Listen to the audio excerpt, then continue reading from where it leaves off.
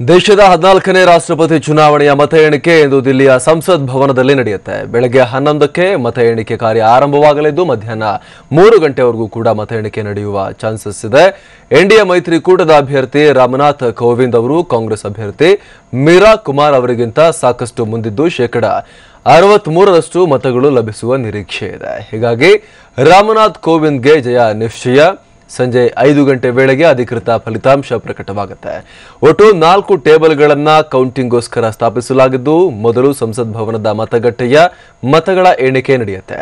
ಬಳಿಕ ರಾಜ್ಯಗಳ ಇಂಗ್ಲಿಷ್ ವರ್ಣಮಾಲೆಯ ಆರಂಭದ ಅಕ್ಷರವನ್ನ ಆಧರಿಸಿ ಅಂದ್ರೆ ಆಲ್ಫಾಬೆಟಿಕಲ್ ಆರ್ಡರ್ನಲ್ಲಿ ಮತ ಎಣಿಕೆ ನಡೆಸಲಾಗುತ್ತೆ. ಒಟ್ಟು 8 ಸುತ್ತಿನ ಮತ ಎಣಿಕೆ ಇದ್ದು ಪ್ರತಿ ಸುತ್ತಿನ ಮುನ್ನಡೆ ಹಿನ್ನಡೆಗಳನ್ನು ಕೂಡ ಬಹಿರಂಗಪಡಿಸಲಾಗುತ್ತೆ. 99% ದಾಖಲೆಯ ಮತದಾನ ಈ ಸಲ ಆಗಿದೆ.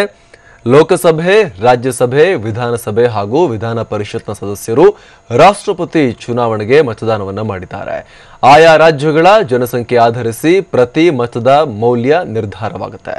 ಸಂಸದರ ಮತಕ್ಕೆ 708 ಮತಗಳ ಮೌಲ್ಯ ಇರುತ್ತೆ, ವ್ಯಾಲ್ಯೂ ವೋಟ್ಸ್ ಅಂತ ಕರಿತೀವಿ. ಆದರೆ ಶಾಸಕರ ಮತಕ್ಕೆ ವಿಚಾರಕ್ಕೆ ಸಂಬಂಧಪಟ್ಟಂತೆ ಬಂದರೆ ಸ್ಟೇಟ್ ಟು ಸ್ಟೇಟ್ ಇದು ವೇರಿ ಆಗುತ್ತೆ. ಅಂದರೆ ದೊಡ್ಡ ರಾಜ್ಯಗಳ ಶಾಸಕರ ಮತಕ್ಕೆ ಹೆಚ್ಚಿನ ವ್ಯಾಲ್ಯೂ ಇದ್ದರೆ ಸಣ್ಣ ಪುಟ್ಟ ರಾಜ್ಯಗಳ ಶಾಸಕರ ಮತಕ್ಕೆ ಕಮ್ಮಿ ವ್ಯಾಲ್ಯೂ ಇರುತ್ತೆ.